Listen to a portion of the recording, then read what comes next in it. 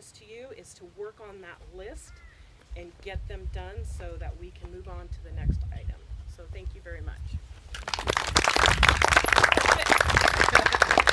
Saving the best for last, Mr. Richard. Probably last because they say I talk too long.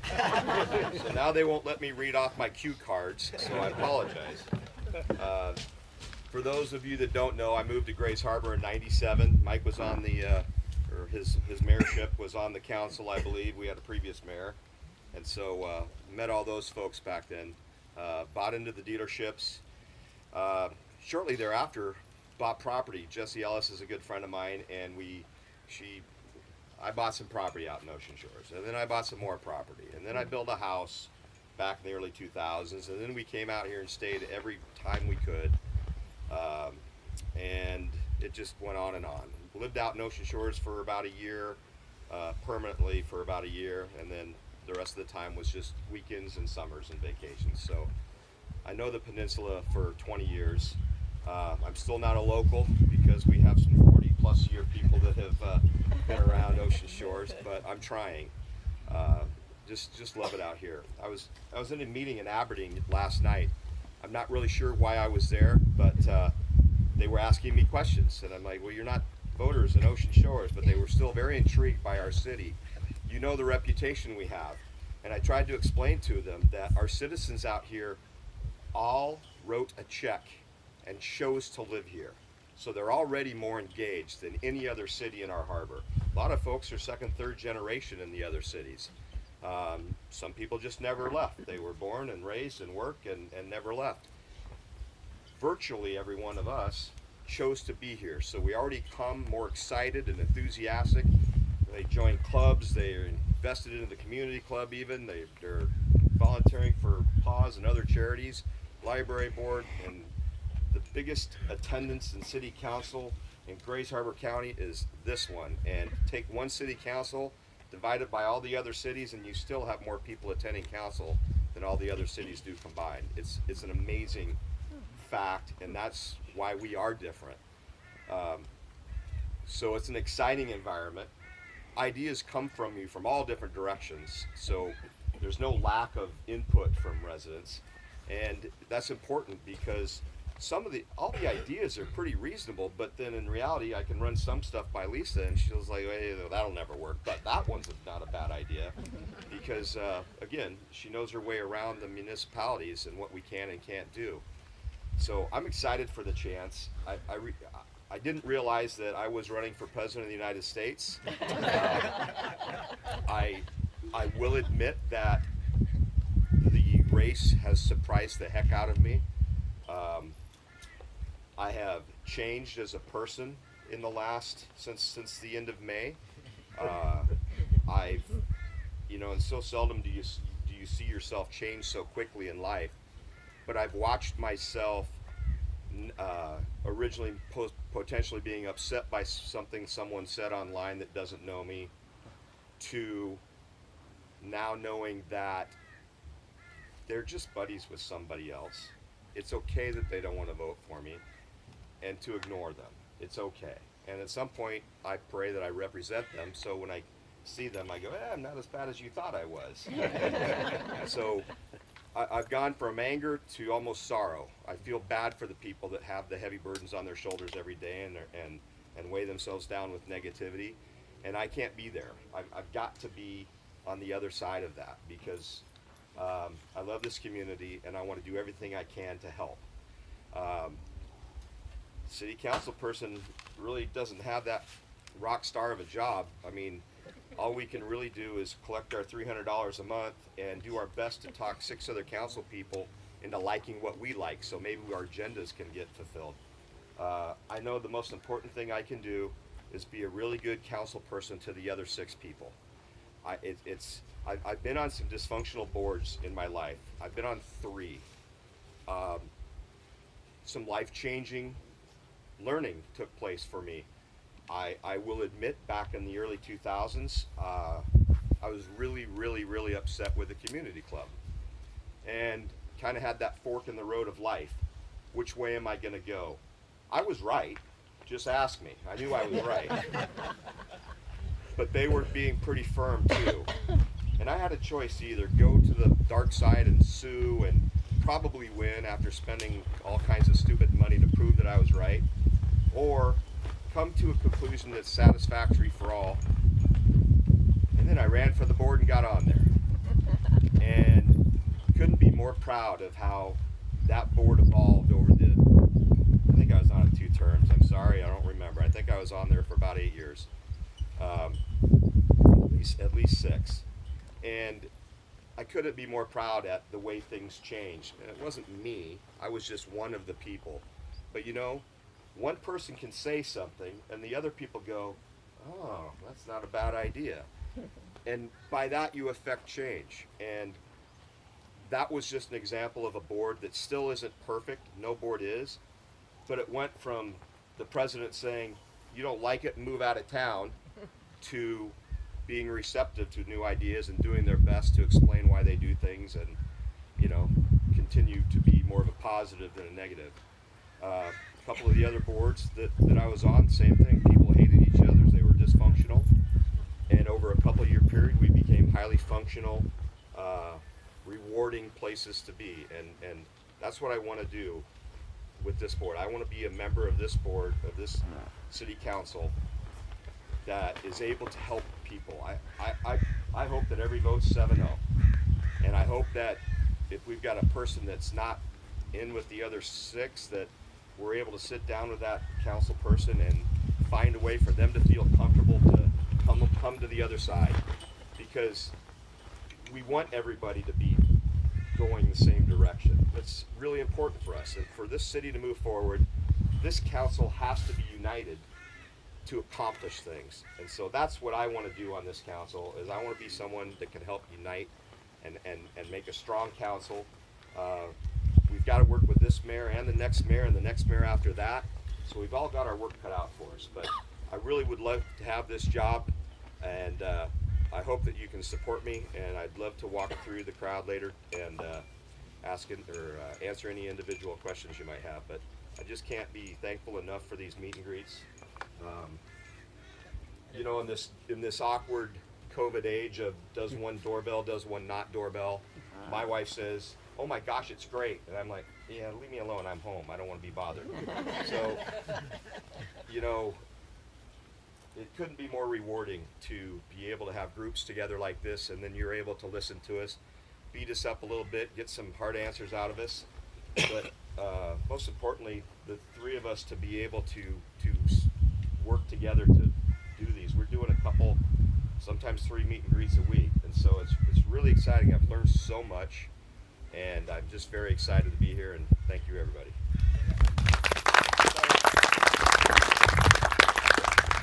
Does anybody have any questions they would like to ask? We are here for you. And by the way, I just do what Lisa tells me because she's smarter than me. I had 2 written questions that were put in the basket here. But does anybody else have a question that they think that the group would benefit in hearing and having these people answer? Mary Jo. Okay. I'm Mary Jo Lorenz.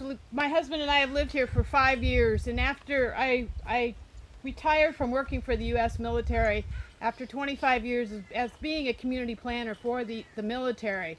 And I have a statement, it's not a question, but real cities have sidewalks. You know, and I see a lot of these folks that are here, they're out walking, they're riding bikes, and they're not doing it safely. So if you can I know Lisa, you said that the things that had been cut, that's one of the things we really need to look at is sidewalks for this city. So I can actually answer that statement a little bit. People who've been here for a long, how many went to all the meetings with the Point Brown sidewalks that were up there? Yep. You know, so what is about 5 years ago, 6 years ago, the city actually got a grant from the U.S. government of $20.3 million. They gave the city $400,000 up front to do a study on the sidewalks and to get them done. So the plans were put out there, and then they were rolled out at the convention center, and they had 3 specific plans, but not all the stakeholders had been involved in the planning process. It was just kind of after the fact. And when those plans were rolled out, and unfortunately, people seem to get engaged in most things after the fact instead of before the fact, even though, I get asked all the time, how come we didn't know this? And I'm like, well, we put it in the paper, we did a press release, it's on the website. I'm not sure, do you want us to go door to door? And I don't know how, it's hard to get information out if people aren't engaged in looking at that information. So that's kind of what happened. Then these 3 plans got rolled out. There was a lot more negativity, and it was mainly on the parking, because what was going to happen was all the parking was going to be very limited on Point Brown, and it was mainly the businesses that got kind of upset because they were going to lose a great deal of their parking in any one of these 3 plans. And so it came to the council for a vote. Which you had a council change. Huh? Which you had a council And we change. had a council change at that time, and there was one person, there were 4 who voted against it, and one of them actually regrets he voted against it. So the city had to give back the $20 million that we had gotten, gave back the $400,000, which paved the boat launch down at Westport, because it had to be used within the county, and now we're back here with no sidewalks. So And Eric, I'm not talking about just Point Brown. I'm talking about Duck Lake, Chance-a-la-Mer, Marine View. I mean, those are the places I see people on their feet. yeah, Duck Lake is the worst one, and Yeah. Chance-a-la-Mer. So we would love to put sidewalks everywhere. How would they aren't cheap?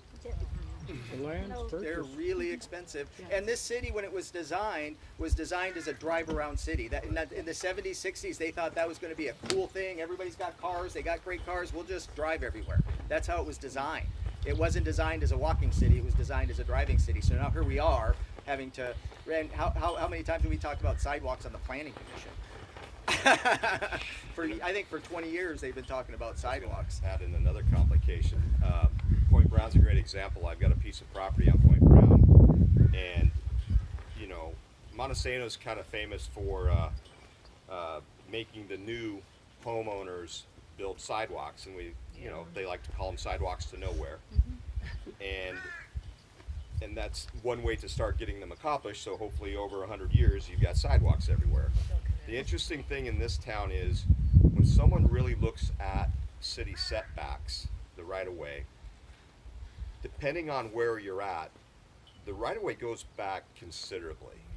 And so hypothetically, like right now, if you had a new law, a new ordinance that said building a new house on southern part of Point Brown and you're going to build a sidewalk, the right-of-way's all the way up. There used to be a 4-lane street there. So you'd have a very weird place to build a sidewalk. On the Point Brown that's on the north side, it's got to be 40 feet from the street, the place where you'd build a sidewalk. And so my brain can't even imagine how we would tackle some of those complications. My brain pretty much can tackle, though, entryway to the city and making it a safe, accessible downtown corridor. But I got to tell you, when we get back into our neighborhoods, I don't have a great thought right now about how we'd accomplish that because of the right-of-ways with the city. I want to so you're right, planning is pivotal. It's very important. And one of the things, and I'm not diving off topic too much, but one of the things, we were at a candidates forum recently at the Lions Club, and one of the questions was on there was public safety, and then they threw a tagline on there about the tsunami tower, evacuation tower, and whether or not we supported it. And so what this council, any council needs to do is to be held accountable for decisions that were made by the public, by the voters, by the city.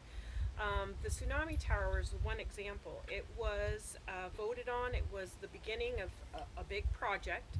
The city received a grant for 3.6 million, somewhere around there. Another grant from the state for 500, and then the city's match was 707 to start this process. This was done before COVID. COVID hit. We hit that, skid mark. But now you've got people saying, "Oh, that's just a waste of money. You need to stop. Give the money back. Do something else with it. Put it into sidewalks." And so my point being with all of this is we need, as a community, when we make decisions, you should expect your city to follow through with those decisions. And the council people that all of a sudden vote no on something that was decided upon, hold them accountable to that. Because it's just despicable that the city of Ocean Shores had to give back over $20 million, and now we're having a debate again about a tsunami tower that was voted on 3+ years ago. So that was what I would come out of this is there's always a path forward. You just have to figure out how you go about doing it. What are those priorities? What's most important, and start taking them off. And there is a way to do sidewalks. It's not going to be popular, but there is a way. If there's a will, there's a way. But hold council accountable to those decisions that have been made and brought forward through the years. And that's the biggest thing I get. Because, I mean, I took some heat when I said, we need to do this. Didn't ask me if I thought it was important. They just said, should we be doing this? And it's absolutely.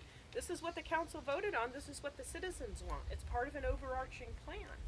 And if we give back another $3.5 million, almost $4 million with the state, no, I guess maybe $3.5 million, what's that say to our legislators? That we give us money because we're going to turn around and give it back to you because we can't figure out how to use it. And that just sets a bad tone, and I just think that's how the citizens can help, is to just hold council accountable.